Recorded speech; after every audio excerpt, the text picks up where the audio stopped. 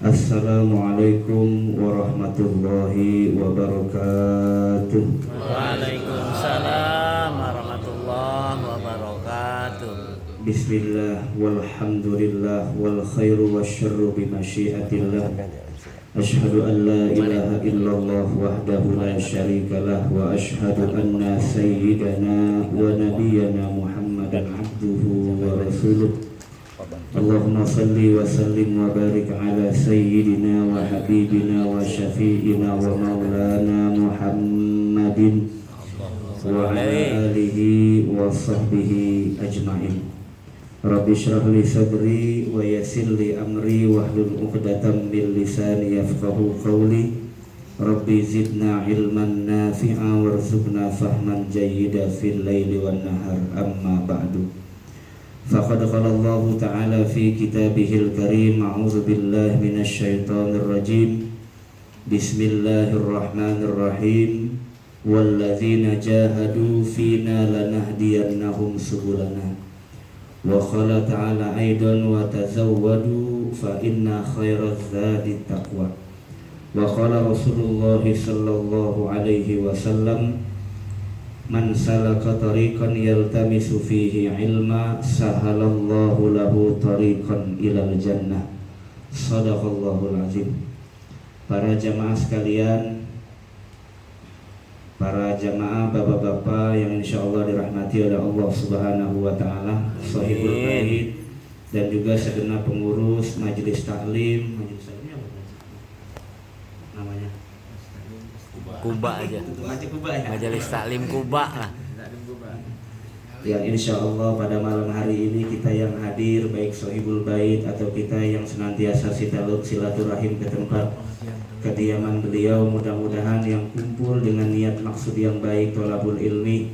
Mudah-mudahan kita semua yang hadir pada kesempatan malam hari ini senantiasa diberkahi oleh Allah Subhanahu wa taala.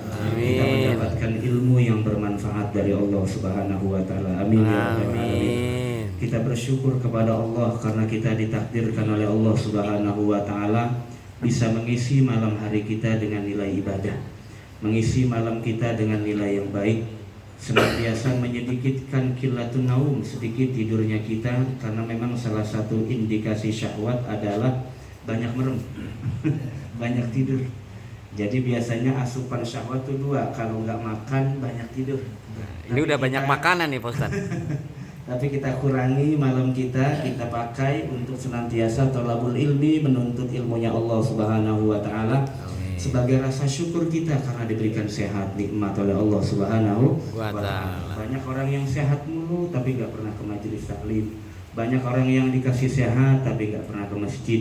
Nah, kita bersyukur kepada Allah dikasih nikmat sehat, mata kita sehat, tangan kita sehat, kaki kita sehat, tapi kita manfaatkan untuk nilai-nilai kebaikan di sisi Allah Subhanahu wa taala. Selawat teriring salam yang selalu kita lantunkan kepada junjungan alam Nabi besar Muhammad sallallahu alaihi wasallam.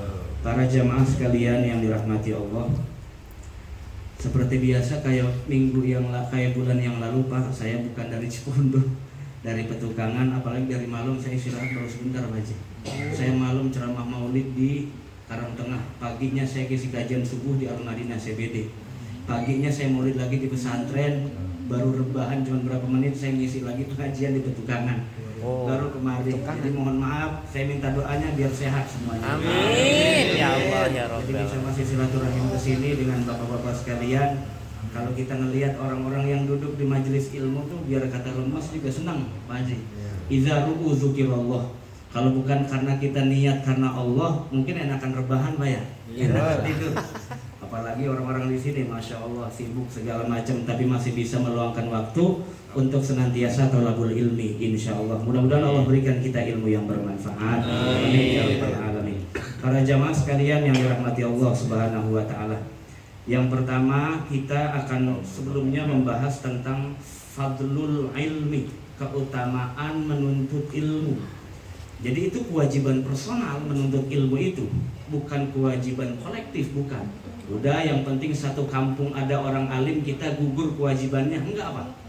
Masing-masing individu punya kewajiban menuntut ilmu. Kenapa? Karena modal ibadah kita bukan cuma modal spirit, saya senang sholat, saya senang ibadah, saya senang sedekah, tapi nggak tahu teori, tidak ada bekal ilmunya, itu juga nanti bisa sulit jadi ukuran makbul, diterima oleh Allah Subhanahu wa Ta'ala. Apalagi salah satu ukuran orang takwa kepada Allah adalah karena rasa khosyah, rasa takut. Nah, takut itu akan timbul karena punya pengetahuan dan ilmu itu. Maka penting sekali untuk kita sebelum membahas hal yang lain-lain, kita tahu betul bahwa ilmu adalah dari Allah dan itu memang perintah Allah. Jadi amal kita lebih berkualitas kalau seandainya didasari dengan pengetahuan dan ilmu. Salat kita bernilai, puasa kita bernilai, kemudian juga ibadah-ibadah yang lain juga bernilai. Kalau semuanya didasari atas ilmu, insya Allah itu lebih cepat diterima Allah Subhanahu wa Ta'ala. Kita pengabdian kita kepada Allah yang kita cari apa? Kalau bukan ridho dan rahmat Allah Subhanahu wa Ta'ala, ngalem Allah, begitu kira. Kalau Allah udah senang sama hambanya, dosanya segunung diampuni oleh Allah Subhanahu wa Ta'ala, dilupakan oleh Allah Subhanahu wa Ta'ala. Makanya yang kita cari satu niatnya, ya Allah, dengan saya niat thalabul ilmi, ya Allah, dengan saya niat idkhalus surur dengan sesama, dengan tetangga, supaya ini jadi ukuran Allah melihat merahmati kita semua. Nah, itulah maka kita niatkan dengan baik, dengan tulus. Setiap kita duduk di majelis ilmu, kita niatkan semata-mata karena Allah Subhanahu wa Ta'ala. Nah, malam ini kita bahas sedikit tentang makna-makna takwa. Karena dari semua ibadah kita, Pak, intinya itu sebetulnya adalah presentasi ketakwaan kita kepada Allah Subhanahu wa Ta'ala. Orang sholat dinilainya takwa, orang puasa dinilainya takwa. Tapi takwa bukan dijita ketawa, bukan. Kata penceramah dijita ketawa, katanya takwa, bukan. Apaan cengangas-cengis dong sholat kagak? Bukan begitu. Takwa itu maknanya banyak, universal. Biasanya para khutbah, para khatib di mimbar-mimbar selalu bilangnya adalah yang disebut takwa mengerjakan perintah Allah, menjauhi larangan Allah Subhanahu wa Ta'ala. Itu makna yang paling umum, mudah difahami oleh halayak banyak. Tapi ternyata jika dilihat lebih matang pengertian takwa, paling tidak ada 3 hal yang menjadi inti dari pemahaman takwa itu. Yang pertama, takwa dimaknakan dalam Al-Quran adalah al-khasyah wal haibah. Jadi kita sholat, puasa, dasarnya yang pertama paling dasar, Pak, karena takut kepada Allah Subhanahu wa Ta'ala. Kan aneh, seorang hamba semua dikasih fasilitas oleh Allah, semua dikasih gratis oleh Allah, ibadahnya bukan karena khasyah, bukan karena takut, bukan, tapi karena ya lagi pengen aja. Nah, ini kan aneh. Jadi dasar ibadah semuanya harus didasari atas karena takut kepada Allah Subhanahu wa Ta'ala. Jangan pernah samakan takut kepada Allah dengan takut sama preman. Beda itu. Kalau takut sama preman mungkin karena tatonya, ototnya kegedean atau mukanya sangar. Tapi kalau takut kepada Allah maknanya adalah ijlal wa takzim, karena kita memuliakan Allah Subhanahu wa Ta'ala. Ini kayak kita segan sama orang tua apa aja, gimana sih? Ya kita segan sama orang tua, kayaknya mau ngomong juga kita pikirin kata-katanya begitu. Sama orang yang lebih tua kita pikirin mana yang cocok kata-katanya nih, supaya tidak menyinggung. Begitu juga kepada Allah Subhanahu wa Ta'ala. Kita harus toharoh, kita harus menghadap kiblat, kita harus khusyuk. Pikiran kita salat gak boleh kemana-mana. Itu kan atas dasar khasyah, takut kepada Allah Subhanahu wa Ta'ala. Maka konsepnya ibadah apapun dasar utamanya harus satu selain iman, ada rasa takut kepada Allah Subhanahu wa Ta'ala. Kita ini kan dipinjamkan sifat Allah, Pak. Makanya ada hadis Nabi yang bunyinya begini, takhallaqu bi akhlaqillah. Kalian bersikaplah, berperangailah seperti perangai Allah. Kalau Allah merahmati makhluknya, kita juga penyayang sama makhluk. Jangan bersikap mutakabir, itu namanya salah make sifat.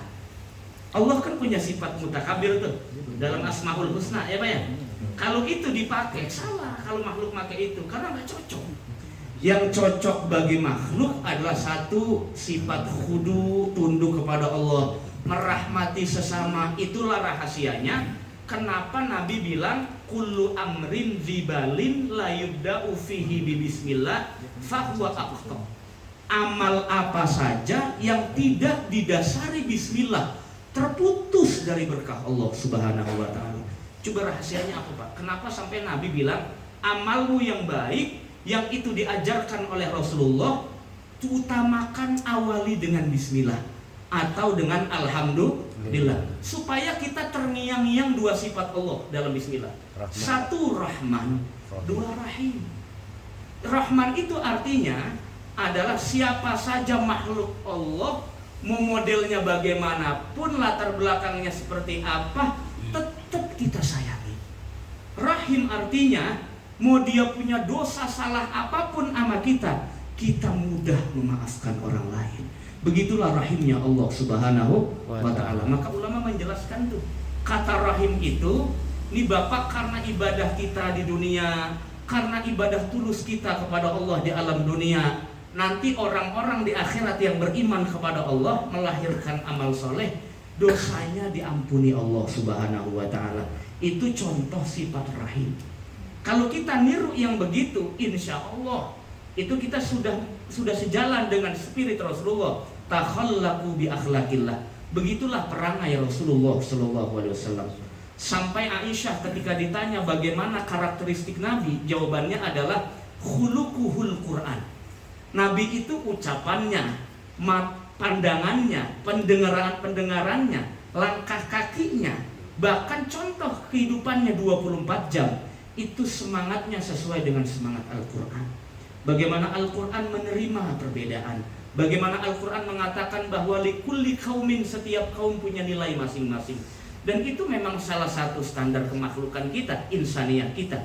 Kalau Allah saja terima makhluknya yang berbeda, bagaimana kita manusia? Kalau kita sesuai dengan bagaimana yang Allah firmankan dalam Al-Quran, maka kita juga mudah memaafkan orang lain, dan juga kita mudah untuk bisa berpandangan baik, husnuzan kepada orang lain, tanpa harus memilah-milih salah satunya. Dasarnya satu, karena kita khosyah kepada Allah Subhanahu wa ta'ala. Kita niat talabul ilmi, baca bismillah. Kita niat silaturahim, baca bismillah. Kita sedekah, baca bismillah. Makanya sampai Nabi wanti-wanti, hati-hati karena berkah Allah bisa terputus bagi amal yang baik tidak diawali menyebut nama Allah Subhanahu wa ta'ala dan menyebut asma'nya Ar-Rahman, Ar-Rahim. Bahkan itu masuk dalam kategori ayat Fatihah dalam mazhab Syafi'i. Dalam mazhab Imam Ahmad, Bismillahirrahmanirrahim bukan ayat Fatihah, tapi ayat surat lain. Tapi termasuk tetap ayat Al-Quran tetap. Ya, apa sajalah yang penting spiritnya sama. Nabi mengatakan awali setiap amalmu nyari rezeki dengan membaca Bismillahirrahmanirrahim. Itu kata yang paling mujarab bagi orang yang beriman, karena selalu mengingat Allah Subhanahu wa ta'ala. Orang kalau semakin tahu Allah, Pak, semakin kenal, karena proses pengetahuan ilmunya, itu rasa takutnya semakin kuat. Kenapa orang tuh kalau panggilan sholat atau misalnya dengan kewajibannya itu biasanya semena-mena. Ninggalin, ada nggak orang ninggalin sholat nggak pernah merasa nyesel? Banyak, bukan ada lagi nih, banyak. Ada nggak orang yang nggak puasa bulan Ramadan itu nggak nyesel sekali hatinya, biasa aja. Padahal ustadz di mana-mana bececeran, ngajar ngaji sono, ngajar ngaji di sini, tapi ninggalin kewajiban itu hatinya plong aja, Pak.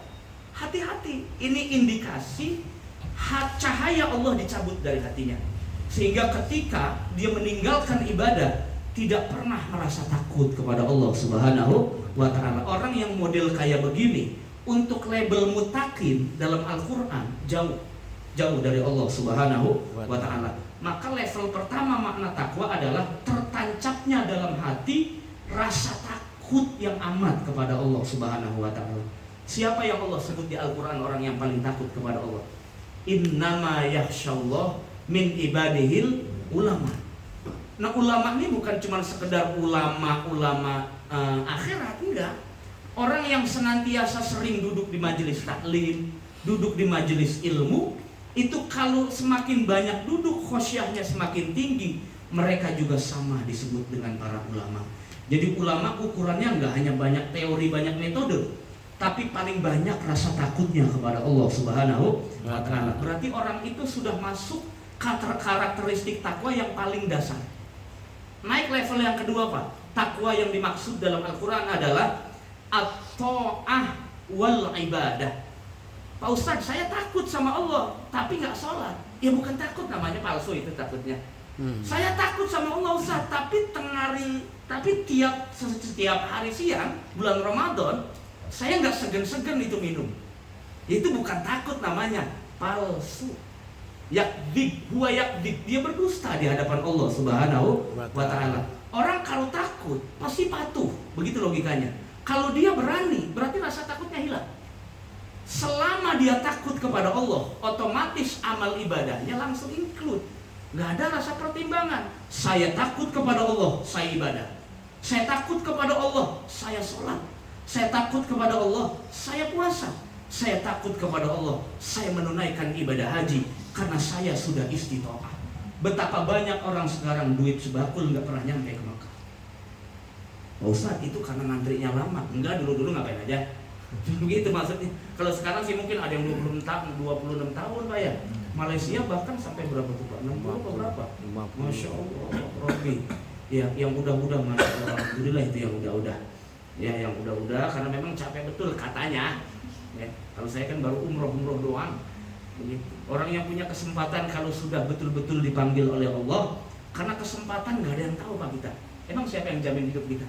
Nggak ada yang jamin. Kecuali kitanya sendiri yang betul-betul punya azam, tawakal kepada Allah, implementasikan niat kita betul-betul jadi amal soleh. Karena modal kita masuk surga apa? Bukan hanya sekedar saya mau ibadah atau karena saya takut, tapi yang paling penting adalah bagaimana bekalnya itu. Jadi level takwa yang kedua adalah khosyah melahirkan amal soleh. Amal soleh itu variatif, bisa ibadah, bisa silaturahim. Kalau saya sih selalu mengatakan begini, semua hidup kita 24 jam akan bernilai ibadah tergantung niat. Makanya kita kalau di pengajian Pak selalu disuruh perbanyak niat. Kita silaturahim ke rumah orang, niatin gak nyenengin hati orang. Niatin kita silaturahim, niatin kita islah. Kadang mulut kita ada yang gak sengaja menyakiti orang lain. Kadang pandangan kita atau sikap kita ada yang gak sengaja melukai orang lain. Dengan kita datang, kita islah. Islah itu menurunkan rahmat Allah. Saya juga gak paham kenapa ya kadang-kadang ada kota apa yang itu diklaim sebagai kota yang bagus, religius, tapi bencana gak pernah berhenti-berhenti itu. Bukan karena persoalan label kotanya bagus atau enggak, begitu. Bukan karena itu, tapi karena orangnya seperti apa. Makanya sampai Allah katakan fa aslihu baina akhwaikum. Kita punya dua tugas Pak. Tupoksi kita sebagai makhluk. Satu, kesalehan kita kepada Allah itu personal, masing-masing tanggung jawab. Yang kedua, kesalehan kita secara sosial. Itulah nanti jadi ukuran idealnya takwa kita di hadapan Allah Subhanahu wa Ta'ala. Yang ketiga, level paling tinggi nih Pak, level paling tinggi. Yang disebut takwa adalah tanzihul qalbi. Hatinya bersih anis zunub, dari dosa-dosa yang kita lakukan. Ada nggak manusia yang bersih dari dosa? Nggak ada Pak, kecuali Nabi dan Rasul. Mohon maaf, keturunan Nabi Rasul pun nggak ada jaminan. Nggak ada jaminan.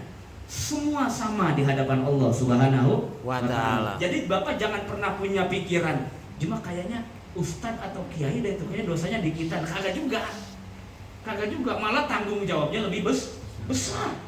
Lebih besar. Satu, pertanggungjawaban ilmu. Dua, pertanggungjawabkan mengamalkan ilmu. Yang ketiga, pertanggungjawabkan mengajarkan. Itu aja itu. Karena ada hadis bunyinya begini, itu sangat serem sekali bunyinya. Orang yang menyembunyikan ilmunya, fa'al jamahullah bil jamin minan nar. Nanti ilmu itu akan melilit dia di akhirat, di neraka, dan akan menyeret dia masuk nerakanya Allah Subhanahu wa Ta'ala. Ada pepatah Arab ngomong begini, orang yang paling pertama akan disiksa Allah bukan penyembah berhala ternyata. Penyembah berhala bukan mereka yang pertama disiksa. Yang disiksa pertama kali adalah orang yang belajar tapi nggak punya niat mengamalkan ilmunya. Waliyadzubillah min zalik. Makanya kita minta sama Allah, Pak, setiap kita belajar untuk ilmu, kita mohon kepada Allah, ya Allah, ini bukan persoalan teori, ini bukan persoalan siapa yang kuliahnya paling tinggi, orang yang bisa mengamalkan ilmunya, persoalan hidayah dari Allah Subhanahu wa Ta'ala. Jadi jangan pernah berhenti minta kepada Allah, ya Allah, ilmu yang saya cari, ilmu yang saya niatkan belajar, semoga melahirkan amal yang saleh, amal yang bisa menuntun saya masuk ke dalam surganya Allah Subhanahu wa Ta'ala. Susah, Pak. Kita bergantung sama makhluk tuh susah. Kadang banyak PHP-nya. Tapi kalau karena Allah, mintanya sama Allah, curhatnya sama Allah, nggak akan pernah Allah tinggalkan makhluknya yang senantiasa sama segala sesuatu hidupnya dia serahkan kepada Allah Subhanahu wa Ta'ala. Suratnya selalu kita baca. Apalagi itu surat favorit di kampung. Qul huwallahu ahad, Allahus samad. Favorit kan? Kagak makai ngapal aja apal itu mah. Kadang-kadang kita di pengajian nanya begini, Pak, kapan Bapak hafal Fatihah? Kagak tahu. Kapan ya? Orang udah hafal aja begitu. Karena sering disebut. Jadi saat makanya ada istilah orang yang sering cinta kepada Allah, ingat kepada Allah karena sering nyebut. Sering nyebut Allah, sering zikir kepada Allah Subhanahu. Kenapa kita jauh? Kenapa kita rada jarang hafal? Karena kurang-kurang nyebut. Kalau orang nyebut tong, jika kita lagi marah-marah. Nyebut tuh maksudnya istighfar, maksudnya orang dulu mah harusnya mah jangan nyebut, bilangnya istighfar. Takutnya nyebut jadi nyambet begitu takutnya. Ya. Jadi orang kalau sering disebut, sering kenal, sering kita laporan kepada Allah 5 waktu, kita sering ingat kepada Allah Subhanahu wa Ta'ala. Itu modal utamanya. Jadi kayaknya kita bersyukur, Pak. Ini di Taman Royal. Kalau saya kan pernah juga di Taman Royal 1, Pak. Ini pengajian yang begini, pengajian yang jarang-jarang angot-angotan. Paham angot-angotan, Pak? Yang tadi ngajiannya, ntar ketemu lagi 3 bulan lalu. Begitu. Tapi di sini kemarin minggu pertama apa kedua, Pak? Kan sebulan 2 kali. Ya, pertama apa kedua, Pak? Minggu kedua ya. Kedua ya. Kedua. Berarti taman surganya banyak ini. Amin. Yang pertama di masjid, yang kedua rumah-rumahnya jadi taman surga. Amin. Sebelumnya yang pertama saya pernah katakan tuh kadang ada orang namu rumahnya gersang. Kayaknya pengen berpulang hawanya. Pengen buru-buru pulang. Ada orang yang rumahnya didatengin sejuk. Ngelihat orangnya sejuk, ngelihat rumahnya sejuk, ngelihat keluarganya keluarga surga. Ku anfusakum wa ahlikum nar. Ada orang kayaknya ketika ibadah yang dia pikirin dirinya sendiri, padahal punya tanggung jawab. Istrinya di hadapan Allah tanggung jawabnya, anaknya di hadapan Allah tanggung jawabnya. Jangankan itu, Pak, mohon maaf, tetangganya di hadapan Allah juga jadi tanggung jawabnya. Ada hadis begini, meskipun ini secara riwayat itu bisa ditinjau ulang, tapi secara mafhumnya sangat benar. Ad-dar qabla al-jar. Kita menempati rumah, lihat tetangga kanan kiri. Itu wasiatnya. Kalau kira-kira tetangga kanan kirinya nggak senang ibadah, maka kita pikir-pikir ulang. Kalau lingkungannya lingkungan yang saleh, kita pikir ulang juga. Ya Allah, kalau saya bisa terbawa kepada lingkungan yang baik, saya nawaitu, saya niatkan dalam hati saya tinggal di sini. Jadi jembatan saya masuk ke surganya Allah Subhanahu wa Ta'ala. Manusia nggak bisa, Pak, hidup sendiri, butuh lingkungan. Lingkungan yang efektif dan baik itu yang menentukan karakter kita nanti di hadapan Allah Subhanahu wa Ta'ala. Jaga anak-anak kita, Pak. Masya Allah. Sekarang susah, orang buat anak sekarang berangkat sekolah nggak langsung pulang ke rumah. Dia mampir dulu, nggak tahu kemana, saya juga nggak tahu itu.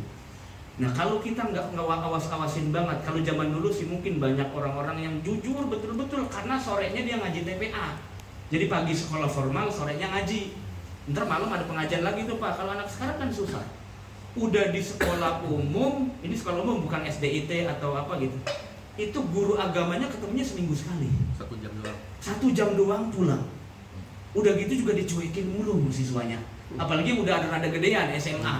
Malah ditanya, Pak, kapan selesainya? Lah kan kurang adab begitu.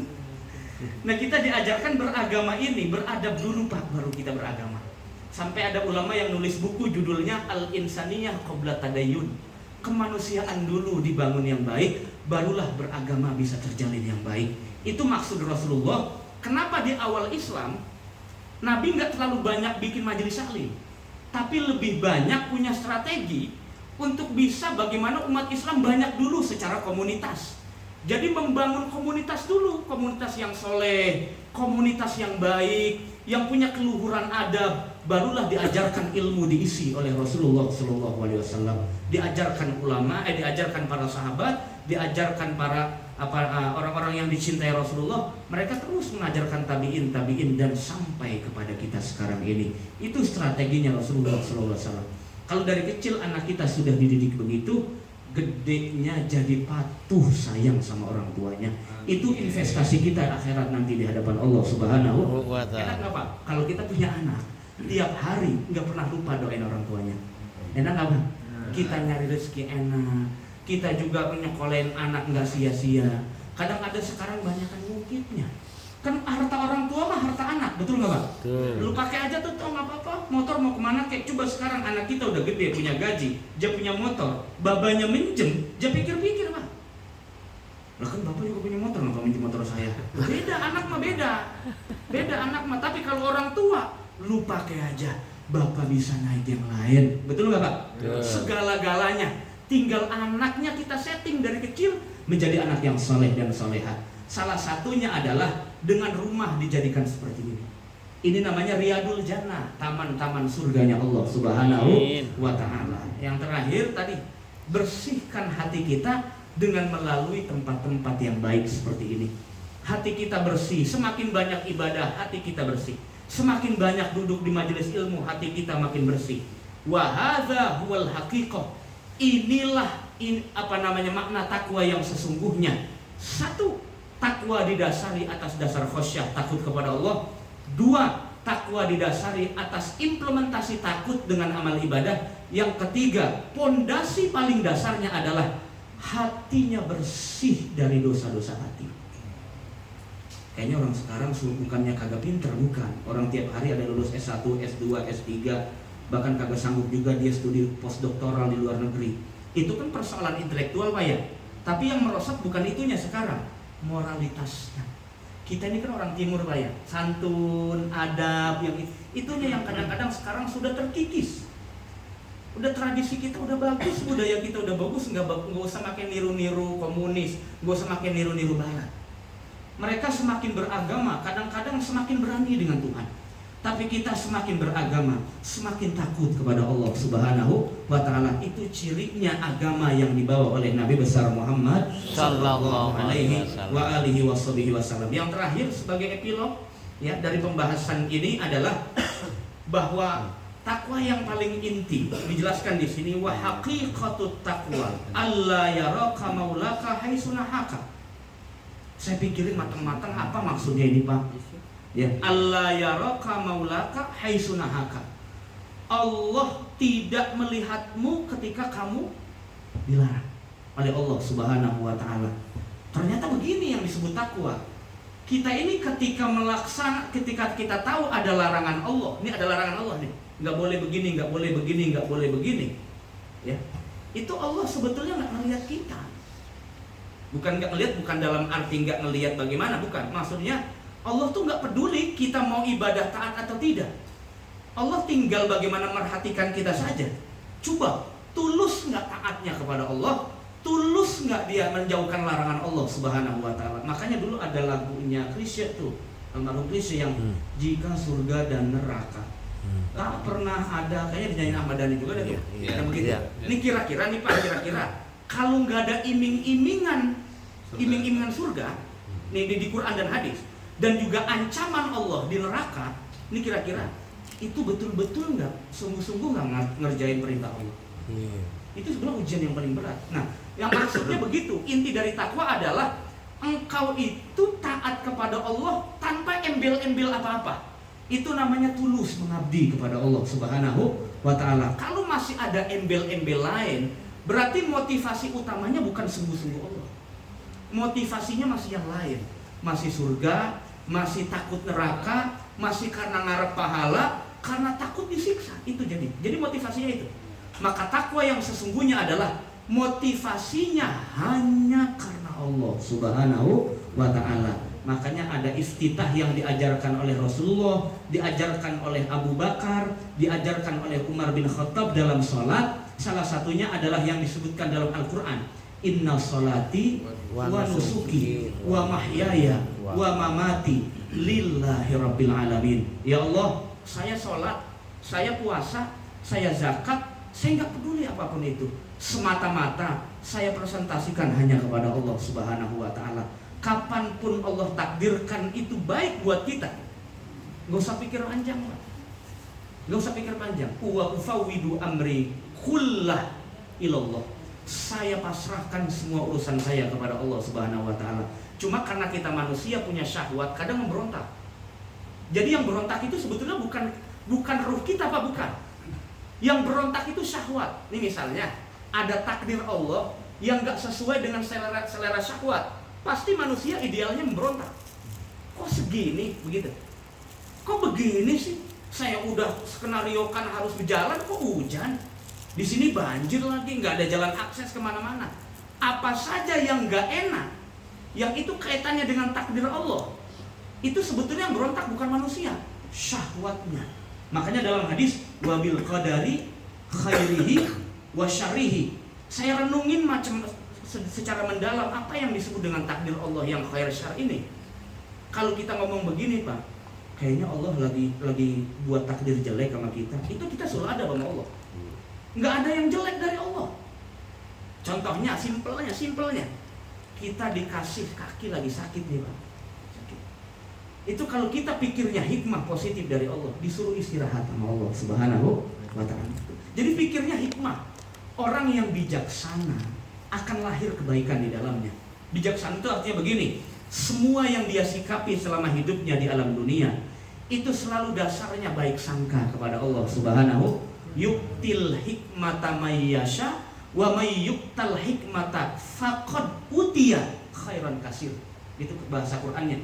Diberikan Allah kebaikan yang banyak. Ini kita kepleset. Ya Allah, kok begini? Kan pengennya mah nggak begitu pengennya.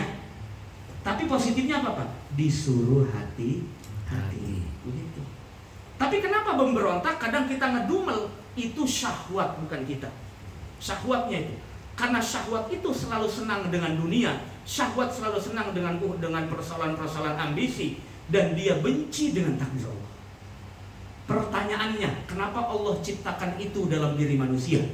Supaya kompetisinya sehat. Adil kan, Pak? Ulama juga punya syahwat kan? Adil kan berarti? Gak ada jaminan ulama masuk surga paling dulu. Gak ada jaminan. Barangkali yang tulus rajin ke majelis taklim, meskipun backgroundnya bukan ulama, dia lebih dulu masuk surganya Allah Subhanahu wa ta'ala. Gak ada jaminan. Yang paling baik di hadapan Allah, yang paling betul-betul tulus, betul-betul menerima apa saja yang telah ditakdirkan Allah Subhanahu wa ta'ala, itulah yang disebut dengan betul-betul takwa, ittiqaan 'alallah. Merasa takut, merasa patuh kepada Allah, dan semata-mata bukan hanya iming-imingan Allah, tapi semata-mata adalah karena Allah Subhanahu wa ta'ala. Ini para jamaah sekalian, tapi kita nggak salah juga motivasi ibadah kita karena pengen langsung surga, boleh, tapi itu levelnya bocah. Level bocah. Tong puasanya sampai maghrib ya, nanti bapak kasih yang merah duitnya. Siap, semangat banget tuh. Dia bukannya isya bukan maghrib. Saking semangatnya tuh, saking semangatnya. Tapi kalau udah apa? Yang merah gambarnya kapal pinisi ya. Wah iya itu zaman dulu itu mah. Bukan yang itu, yang Bung Karno. Coba kalau motivasinya bukan karena duit, ya kira-kira bocah kecil jemikir dulu berkali-kali. Lah ini usia kita, Pak. Usia kita udah makin tua, usia kita makin bertambah. Secara kuantitas bertambah, tapi kan kualitasnya berkurang. Tangan semakin berkurang, kaki kita semakin lemah, penglihatan kita semakin lemah, pendengaran kita semakin lemah. Kalau ininya semakin lemah, ibadahnya nggak semakin meningkat, ilmunya nggak semakin bertambah, itu orang yang muflis, merugi di hadapan Allah Subhanahu wa ta'ala. Jadi tinggal pilih hidup ini. Satu, kita beruntung di hadapan Allah, atau dua, kita rugi di hadapan Allah Subhanahu wa ta'ala. Supaya kompetisi ini sehat, Allah titipkan ujian dalam diri kita. Satu, setan yang yajri majrad dam, selalu berjalan dalam aliran darah manusia. Makanya dibikin was-was. Alladzi waswisu fi sudurin nas. Kedua, Bapak perangi betul, kita punya tugas bersama. Perangi betul syahwat kita, hawa nafsu kita, semata-mata adalah karena Allah Subhanahu wa taala. Kadang-kadang yang begitu nilainya lebih berat dari sekedar kita salat yang banyak-banyak rakaatnya. Sedikit saja Bapak bisa menaklukkan syahwat kita untuk tidak maksiat kepada Allah. Pahalanya lebih besar daripada ibadah yang rakaatnya banyak-banyak itu. Karena itu juga bernilai ibadah di sisi Allah Subhanahu wa taala. Kita pernah dengar cerita orang yang cuma ngasih makan orang kelaparan, haus, ada hewan haus dikasih, ternyata karena itu bisa memancing rahmat Allah, dosa-dosanya diampuni Allah Subhanahu wa taala. Tapi ada orang yang ahli ibadah, witirnya banyak rakaat, duhanya banyak rakaat, akhir hayatnya su'ul khatimah. Waliyadzubillah min dzalik. Jadi cita-cita kita satukan nih Pak, satukan. Kita menghadap Allah dalam keadaan yang paling baik. Modalnya satu ilmu, yang kedua usahakan bersama-sama, niat yang tulus, istiqomah di hadapan Allah Subhanahu. Yang berat bukan banyak rakaat, yang berat bukan bangun majelis taklim, yang berat bukan ngadain majelis taklim, yang berat istiqomahnya. Mudah-mudahan ini hatta yaumil qiyamah nih majelis. Amin. Berarti ada dajjal dong. Sampai kita menghadap Allah Subhanahu wa taala insyaallah. Amin ya rabbal alamin. Itu saja, mudah-mudahan ada manfaatnya dan juga bisa bermanfaat buat kita dan kita amalkan. Kalau ada pertanyaan boleh. Wallahu a'lam bishawab.